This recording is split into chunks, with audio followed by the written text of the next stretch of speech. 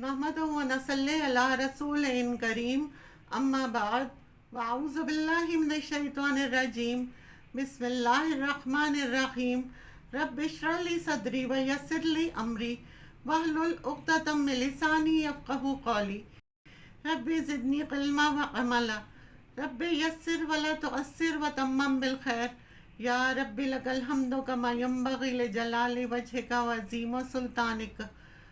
हम पढ़ रही हैं सूरह अल बकरा का तर्जुमा और तफसीर।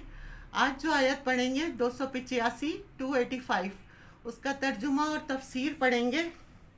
आमन रसूलु बिमा उन्ज़िला इलैहि मिन रब्बिही वल मुअमिनून।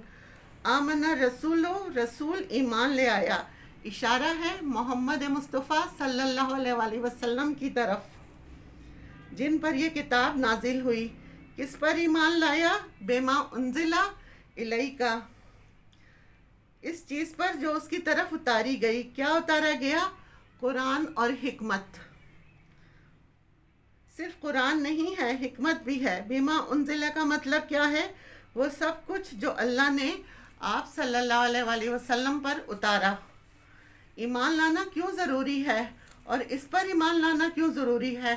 जो अल्लाह के रसूल पर उतारी गई, कुरान और सुन्नत पर, किताब और हिकमत पर। ईमान होता क्या है?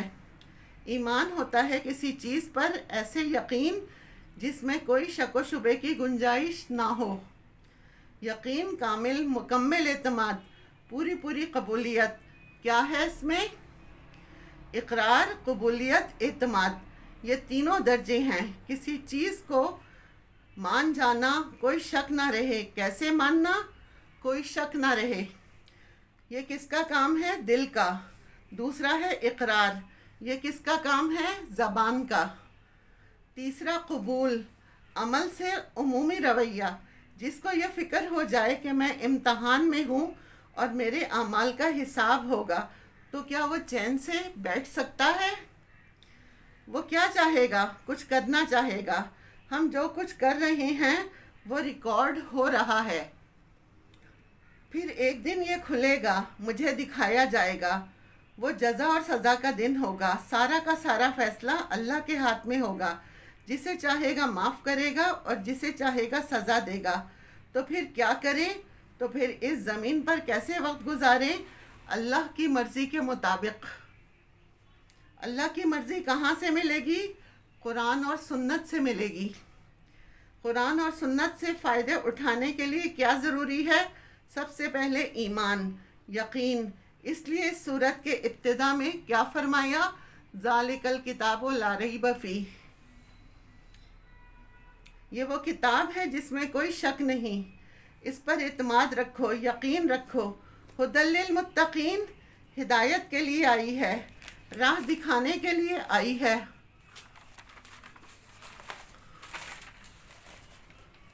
ईमान ले आया रसूल इस पर जो उस पर उतारी गई, उसके रब की तरफ से। सिर्फ रसूल नहीं ईमान लाया, बल्कि सारे मोमिन।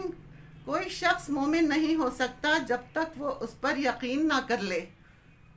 कुल्लुन, सारे के सारे। कौन? रसूल और मोमिन। आमना, ईमान लाए। बिल्लाही, अल्लाह पर। सब अल्लाह पर ईमान रखते हैं। इसका क्या मतलब है? अल्लाह की ज़ात पर ईमान रखते हैं, अल्लाह के वजूद और सिफ़ात पर ईमान रखते हैं।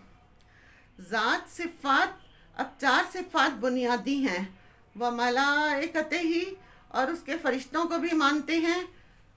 फ़रिश्ते गैबी मखलूक हैं, नूर से बने हैं।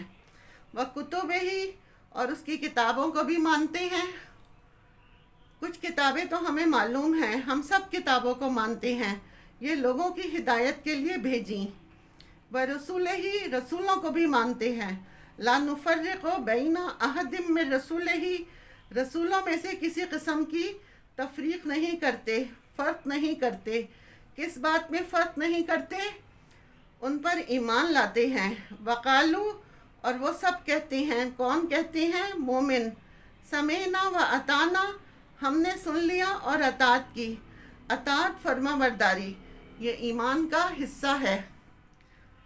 गुफ़राना का, तेरी बख्शिश, क्योंकि जो गुनाहों के बोझ तले दबा होता है تو وہ معافی چاہتا ہے. اس لیے اللہ کے سوا کون ہے جو گناہ معاف کرتا ہے؟ کوئی کرتا ہی نہیں کر سکتا. ربنا، اے ہمارے رب، وَإِلَيْكَ الْمَصِيرُ، تیری ہی طرف لوٹنا ہے. ہم خوش قسمت ہیں کہ ہمیں یہ آیات ملی. جب یہ آیات نازل ہو رہی تھیں تو آسمان کے دروازے کھل گئے. اسے رات کو پڑھنا ہے، جو کوئی اسے رات کو پڑھتا ہے وہ اس کے لیے کافی ہو جاتی ہیں. وآخر دعوانا ان الحمد للہ رب العالمین.